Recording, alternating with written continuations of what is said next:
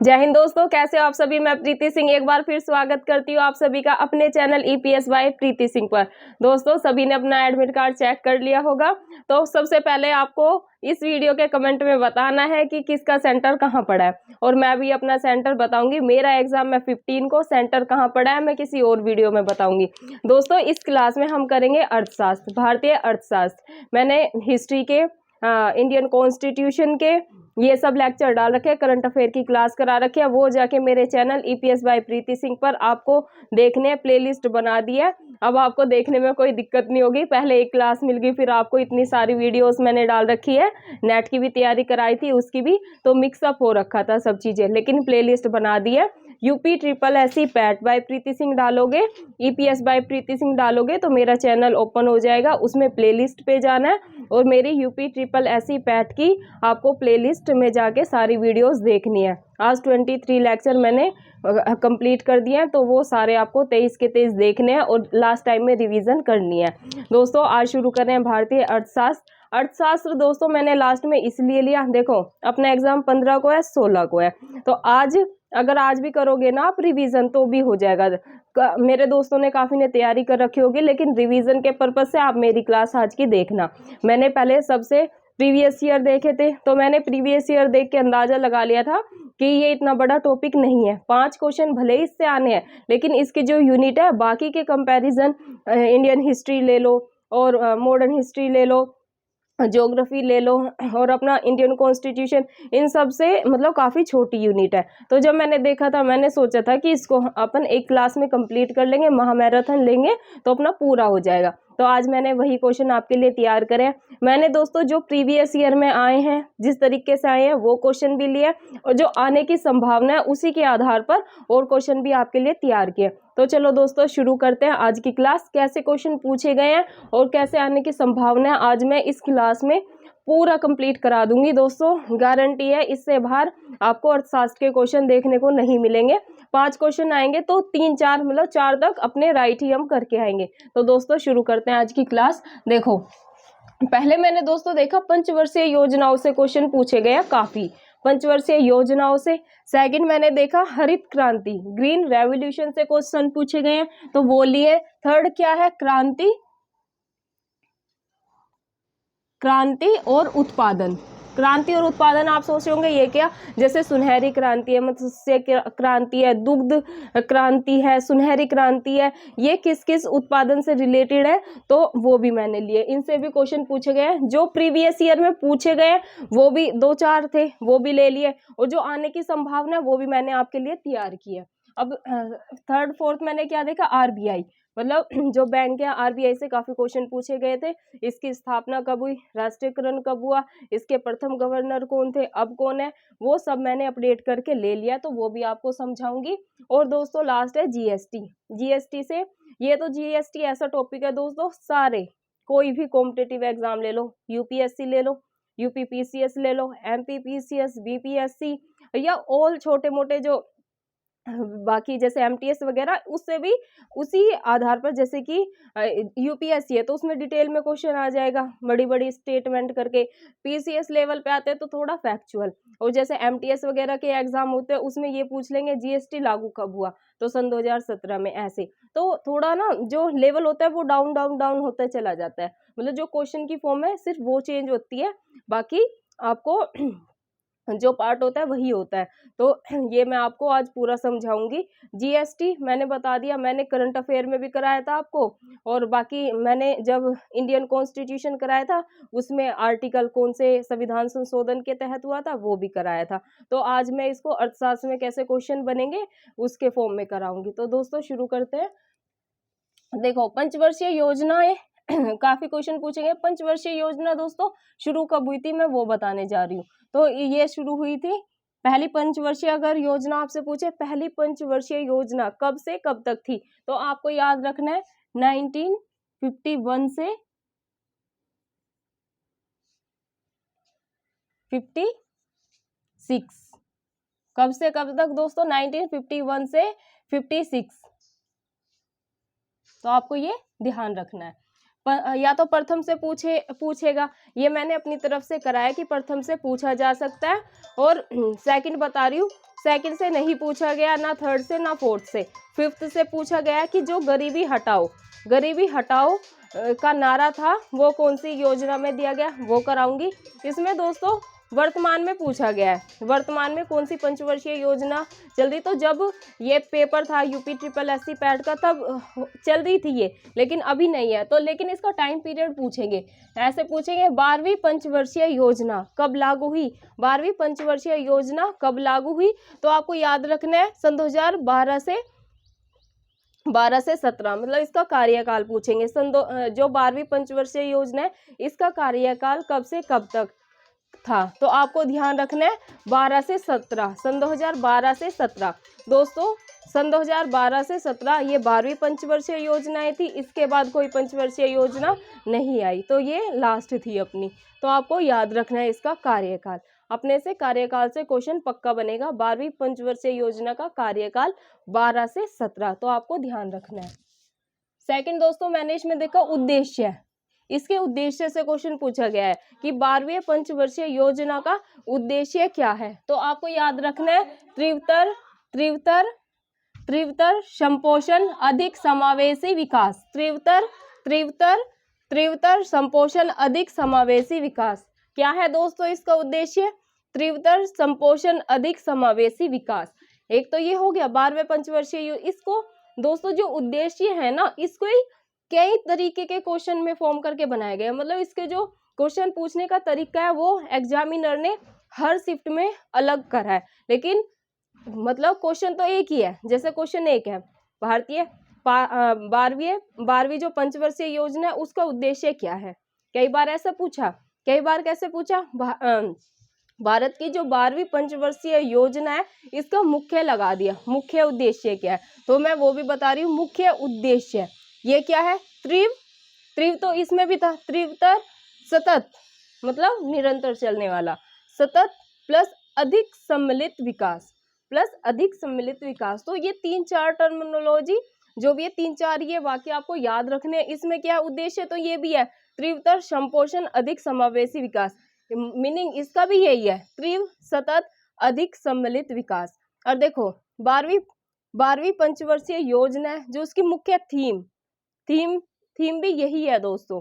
तो ये एक क्वेश्चन को ही मतलब घुमा फिरा के ऐसे पूछा गया है कि बच्चा कंफ्यूज हो जाएगा कि यार हमने तो वो उद्देश्य पढ़ा था, ये कौन सा दे दिया। तो आपको ध्यान रखना है सिर्फ उसकी भाषा चेंज होगी, लेकिन जो आंसर है आंसर वही होगा दोस्तों। जैसे 12वीं पंचवर्षीय योजना की अगर मुख्य थीम आए तो आपको याद रखना है त्रिव अधिक समावेशी एवं सतत वृद्धि, इसमें सतत विकास है, इसमें सतत वृद्धि।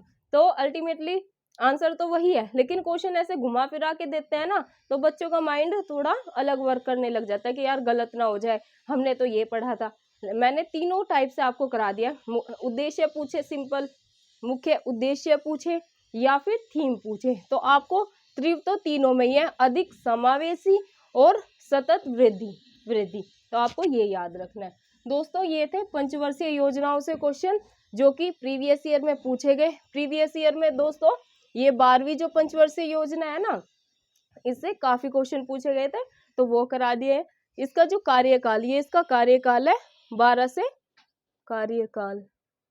12 से 17, तो ये आपको ध्यान रखना है।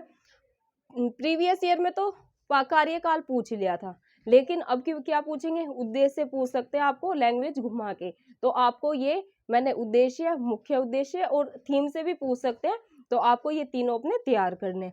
अब देखो, और मैंने प्रथम पंचवर्षीय योजना भी करा दी, अगर क्वेश्चन आए तो 51 से 56, तो आपको ये ध्यान रखना है। एक क्वेश्चन ये है दोस्तों, गरीबी हटाओ नारा कौन सी पंचवर्षीय योजना में दिया गया था। ऐसे दे देंगे आपको, गरीबी हटाओ नारा कौन सी पंचवर्षीय योजना में दिया गया था। ऑप्शन क्या होंगे दोस्तों, प्रथम पंचवर्षीय योजना, द्वितीय, तृतीय, चतुर्थ या पांचवी, ऐसे दे देंगे, या इनमें से कोई नहीं। 3-4 ऑप्शन देंगे, चौथा ये भी दे सकते हैं, इनमें से कोई नहीं। तो अपने को इतना ध्यान ही नहीं रखना, जहां भी गरीबी हटाओ का नारा आए तो याद रख लो 5, मतलब पंचवर्षीय योजना। गरीबी हटाओ का नारा दोस्तों कौन सी योजना में दिया गया था, 5वीं पंचवर्षीय योजना में। एक क्वेश्चन दोस्तों ये बन गया अपना। एक है मिश्रित अर्थव्यवस्था से क्या तात्पर्य? दोस्तों इससे क्वेश्चन पक्का बनेगा। प्रीवियस ईयर में मिश्रित अर्थव्यवस्था से इतना घुमा फिरा के क्वेश्चन पूछा है और हर शिफ्ट में पूछा है, तो आपको ध्यान रखना है मिश्रित अर्थव्यवस्था, क्योंकि भारत की अगर आए, भारत की मैं इसको आपको हर फॉर्म में बताती हूँ कि कैसे क्वेश्चन बनेगा। पहले ही बनेगा जो भारत की अर्थव्यवस्था है वो कैसी है, ऐसे दे देंगे 3-4 ऑप्शन, तो आपको याद रखना है कुछ नहीं इधर उधर, कैसी है, मिश्रित है। कैसी है? मिश्रित है। मिश्रित अर्थव्यवस्था है। अब ऐसे पूछेंगे मिश्रित अर्थव्यवस्था से, ये तो पता चल गया भारत की अर्थव्यवस्था कैसी है, मिश्रित है। ये तो हम मतलब स्टार्टिंग से ही पढ़ते आ रहे हैं कि भाई भारत की अर्थव्यवस्था कैसी है, मिश्रित है। यहाँ पर सभी प्रकार की ऑलमोस्ट खेती होती है, तो इस वजह से इसे मिश्रित कहते हैं। मिश्रित अर्थव्यवस्था से तात्पर्य क्या है? तो आपको ध्यान रखना है सार्वजनिक प्लस निजी क्षेत्र का सह अस्तित्व। क्या दोस्तों? सार्वजनिक प्लस निजी क्षेत्र का सह अस्तित्व, ऐसे ऑप्शन में देंगे सार्वजनिक प्लस निजी क्षेत्र का सह अस्तित्व या सार्वजनिक या निजी। तो आपको याद रखना है मिश्रित आते ही सार्वजनिक प्लस निजी क्षेत्र का सह अस्तित्व। मूव करते हैं दोस्तों नेक्स्ट क्वेश्चन पे। अब देखो यही क्वेश्चन जो है मैंने बताया भारत की अर्थव्यवस्था कैसी है, ऐसे भी पूछ सकते हैं। एक मिनट दोस्तों।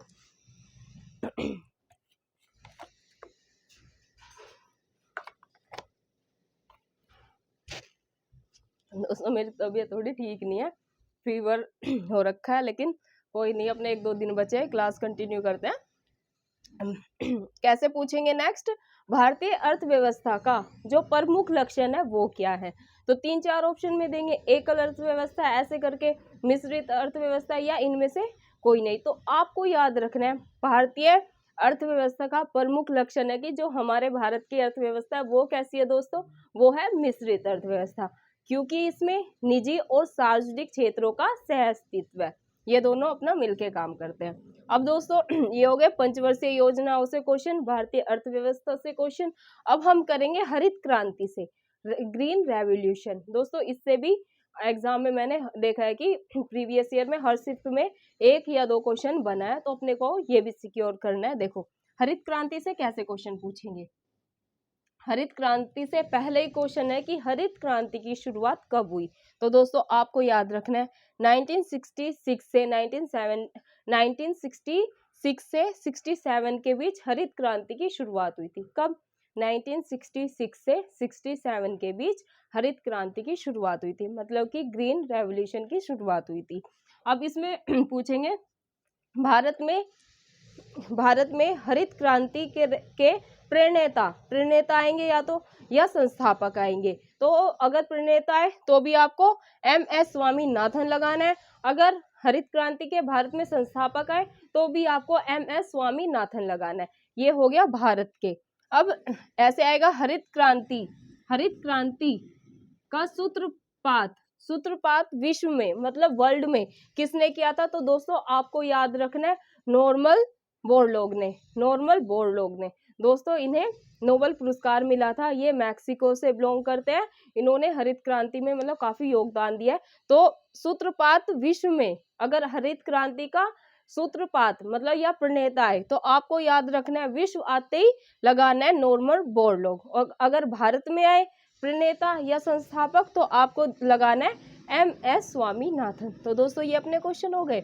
एक क्वेश्चन बनेगा इससे जो कि बहुत महत्वपूर्ण है और प्रीवियस ईयर में पूछा गया, हरित क्रांति का सर्वाधिक सकारात्मक प्रभाव मतलब कि पॉजिटिव इम्पैक्ट किस पर पड़ा? ऐसे दे देंगे गेहूं पर, चावल पर या मक्का पर, ऐसे 3-4 ऑप्शन में देंगे। तो आपको याद रखना है हरित क्रांति का सबसे ज्यादा सकारात्मक प्रभाव कहाँ पड़ा था? गेहूं पर, गेहूं के उत्पादन पर पड़ा था। कहाँ पर? गेहूं के उत्पादन पर। ये दोस्तों प्रीवियस ईयर में क्वेश्चन पूछा गया और ये रिपीट होने की पूरी संभावना है। देखो सर्वाधिक सकारात्मक प्रभाव गेहूं उत्पादन पर पड़ा, फिर किस पर पड़ा? तो आपको याद रखना है इसके बाद धान मतलब चावल और गन्ने पे, इसके बाद पहला आए तो आपको गेहूं ही लगाना है, इसके बाद अगर आए तो आपको धान याद रखना है, मतलब कि चावल और थर्ड पे गन्ना, तो आपको ये याद रखना है। अब सर्वाधिक लाभ कि कौन कौन से स्टेट को हुआ? जो हरित क्रांति का सर्वाधिक लाभ था वो मैं आपको बताने जा रही हूँ कौन कौन से स्टेट को सर्वाधिक लाभ हुआ था हरित क्रांति का। तो दोस्तों ये हुआ था 3 स्टेट को। कौन कौन से? एक तो हुआ था पंजाब को, दूसरा हुआ था दोस्तों हरियाणा, और तीसरा हुआ था मेरे दोस्तों पश्चिम उत्तर प्रदेश। देखो मैंने आपको मैप के थ्रू भी समझाया। पंजाब, इसी के नीचे या राइट में ले लो आप हरियाणा, और एकदम राइट में अपना पश्चिम यूपी।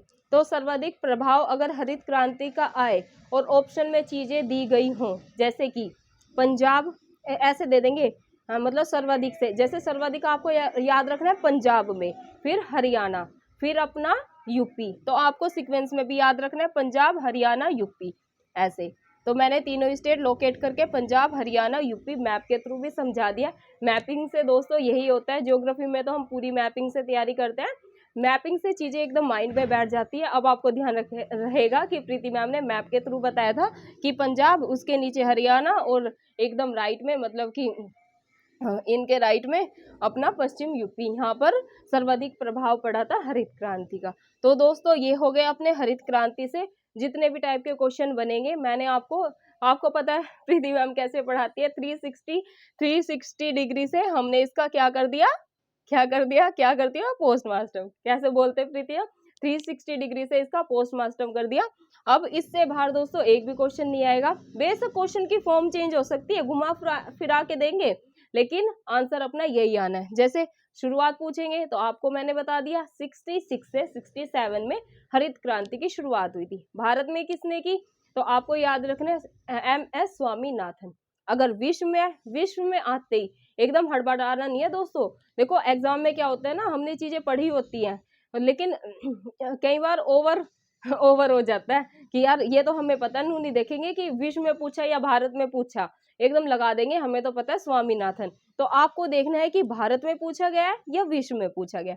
भारत में पूछा गया है तो स्वामीनाथन, और विश्व में दोस्तों पूछा गया है तो नॉर्मन बोरलॉग। तो सकारात्मक प्रभाव मैंने बता दिया गेहूं पर, देन चावल पर, देन अपना गन्ने पर। कौन कौन से स्टेट है जिनको सर्वाधिक लाभ हुआ था? आपको याद रखना है पंजाब, फिर नीचे हरियाणा, फिर राइट में अपने पश्चिम उत्तर प्रदेश। तो 3 स्टेट ये हो गए दोस्तों। ये थे हरित क्रांति से क्वेश्चन। अब मैं कुछ आपको और क्वेश्चन करा रही हूँ। जैसे नेक्स्ट क्वेश्चन है, भारत में नई आर्थिक नीति अपनाई गई। भारत में नई आर्थिक नीति, क्वेश्चन ऐसे बनेगा दोस्तों, भारत में नई आर्थिक नीति कब अपनाई गई? तो आपको याद रखना है 1991 में। कब दोस्तों? 1991 में भारत में नई आर्थिक नीति अपनाई गई थी, और इसमें ट्रिपल P मॉडल पर आधारित थी। ये ट्रिपल P मतलब कि उदारीकरण, हिंदी में बताती हूँ, उदारीकरण, निजीकरण और वैश्वीकरण। किस पे? उदारीकरण, निजीकरण और अपना वैश्वीकरण पे। मूव करते हैं दोस्तों नेक्स्ट क्वेश्चन पे। एक है अन्न उपजाऊ अभियान।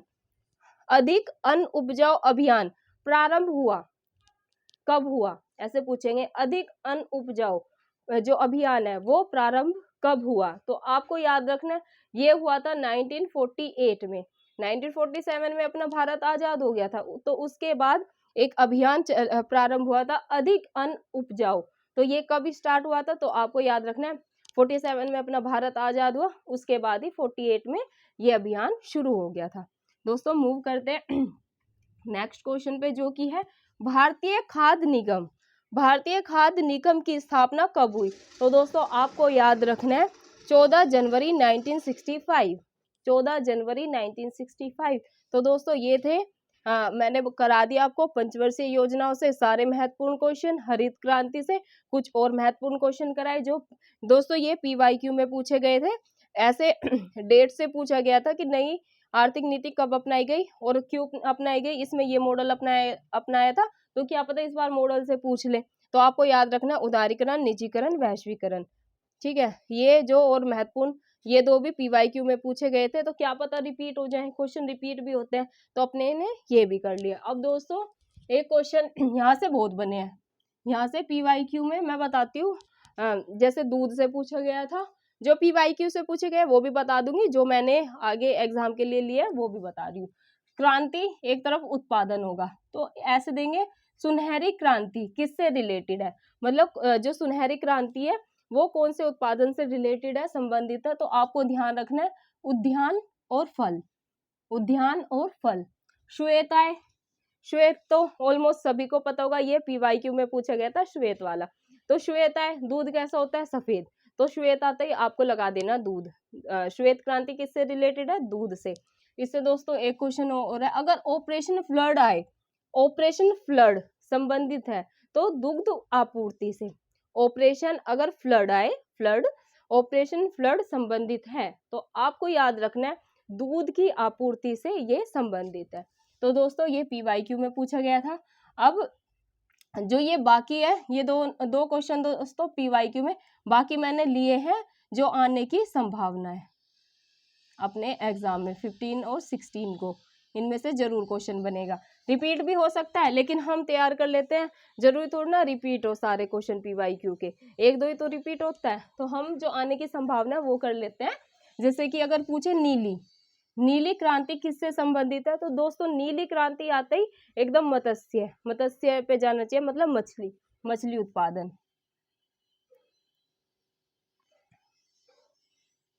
मछली, ठीक है।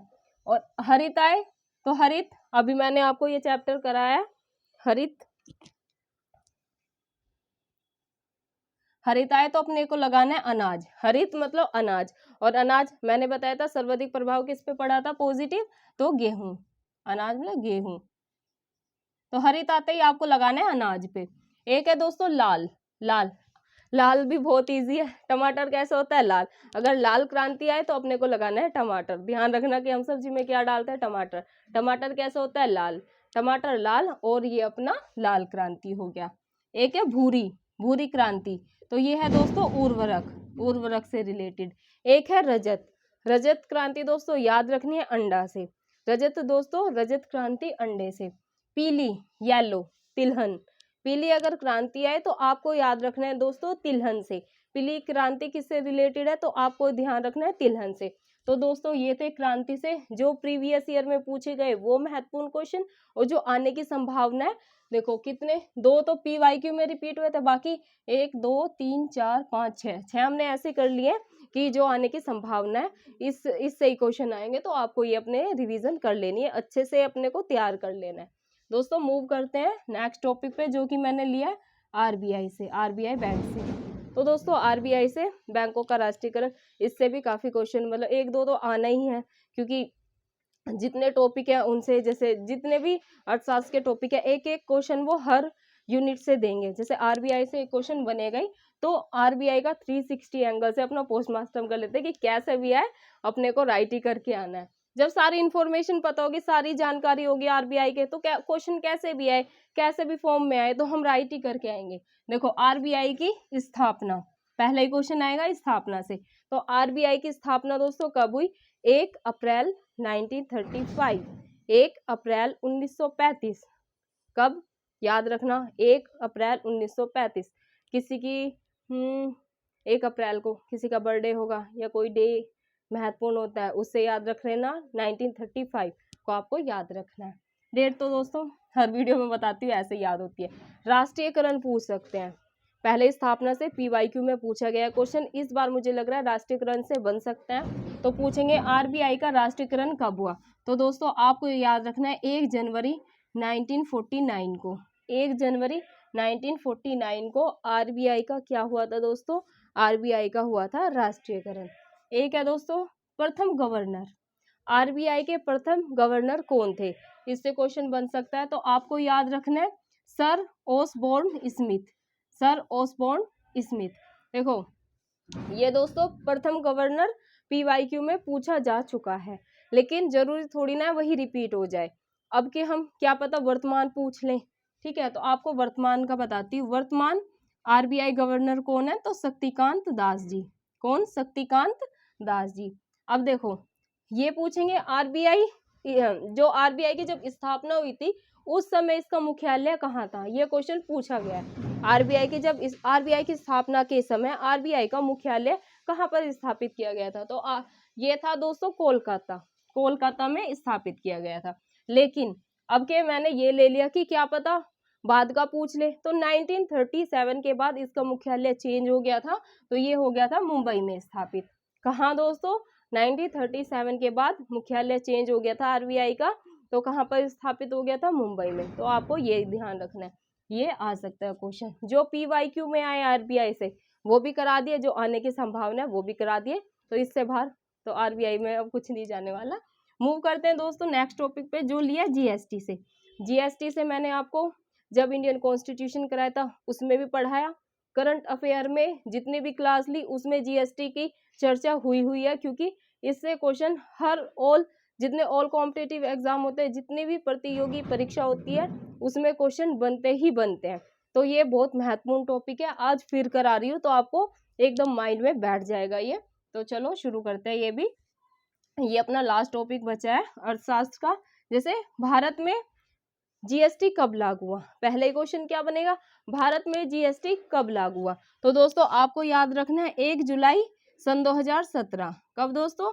1 जुलाई सन 2017 को लागू हुआ। फुल फॉर्म मोस्टली लोगों को पता होगी, जिनको नहीं पता होगी उनको भी बता देती हूँ। जीएसटी की फुल फॉर्म से भी आ जाता है, तो अपने को ये भी पता होनी चाहिए। जीएसटी की फुल फॉर्म है दोस्तों goods and service tax, goods and service tax. तो ये हो गया। अब जीएसटी कैसा कर है, इससे भी दोस्तों क्वेश्चन बनेगा। पिछली क्लास में मैंने ये भूल गई थी बताना, जीएसटी इनडायरेक्ट टैक्स है। कैसा है? अप्रत्यक्ष कर। जीएसटी ऐसे देंगे, जीएसटी है, जीएसटी कैसा कर है, या ऐसे क्वेश्चन देंगे तो दे देंगे प्रत्यक्ष कर है, अप्रत्यक्ष कर है, इनमें से कोई नहीं, ऐसे करके देंगे। तो आपको याद रखना है एक ही चीज, जीएसटी क्या है भाई? अप्रत्यक्ष कर है, और कुछ माइंड में लाना ही नहीं है। तो अपना ये राइट हो जाएगा, अप्रत्यक्ष कर है। अब जीएसटी कौन से संविधान संशोधन द्वारा लागू किया गया था? तो आपको याद रखना है दोस्तों 101वां संविधान संशोधन के तहत जीएसटी को लागू किया गया। 101 आपको ध्यान रखना है। अब इसके घटक पूछेंगे, तो जीएसटी के ये PYQ में पूछा गया था दोस्तों, ये PYQ में पूछा गया। जीएसटी के कितने घटक? तो जीएसटी के या तो घटक ही पूछ लेंगे, 2 हैं, 3 हैं, 4 हैं।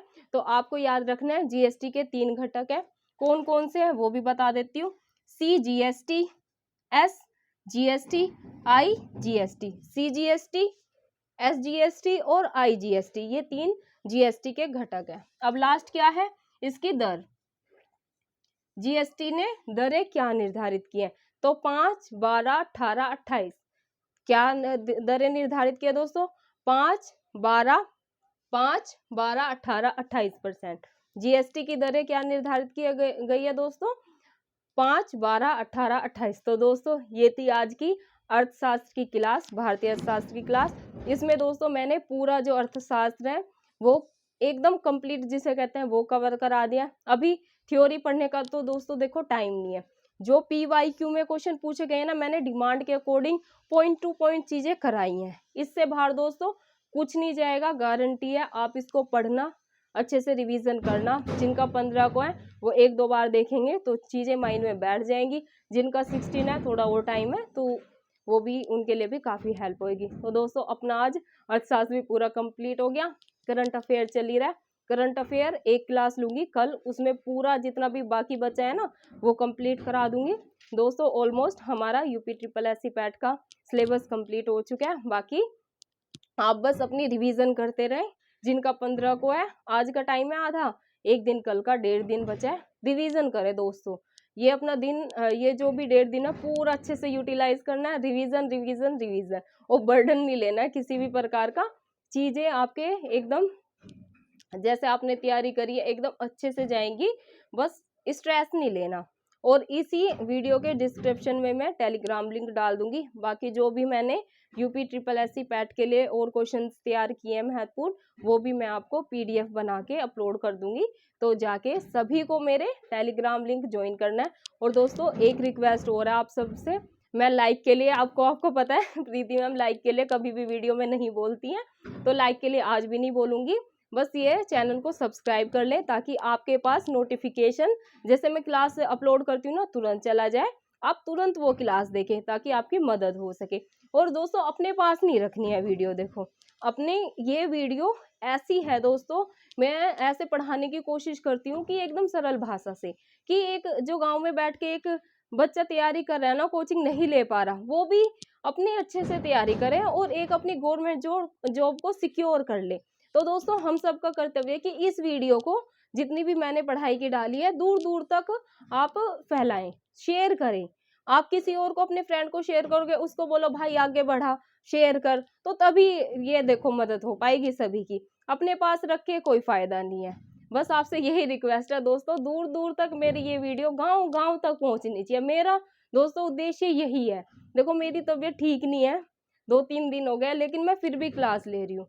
मैं सोच रही हूँ जितनी मदद हो जाए, जितना हम अच्छा परफॉर्म कर पाए अपने एग्जाम में, उतना ही अच्छा है, जितनी जल्दी अपन सब जॉब ले लें। तो दोस्तों यही है, दूर दूर तक वीडियो फैलाओ, चैनल को सब्सक्राइब कर लो और शेयर करो, अधिक से अधिक शेयर के लिए बोलूंगी, शेयर करो ताकि सबकी मदद हो। तो दोस्तों मिलते हैं फिर किसी दूसरी वीडियो में। कल एक और क्लास लूंगी।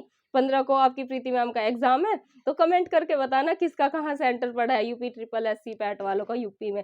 और मैं भी बताऊंगी, कल बताऊंगी मैं कि मेरा सेंटर कहाँ पड़ा है। तो दोस्तों फिर मिलते हैं आपको। जय हिंद, जय भारत। रिवीजन करते रहे, खुश होकर पढ़ाई करें।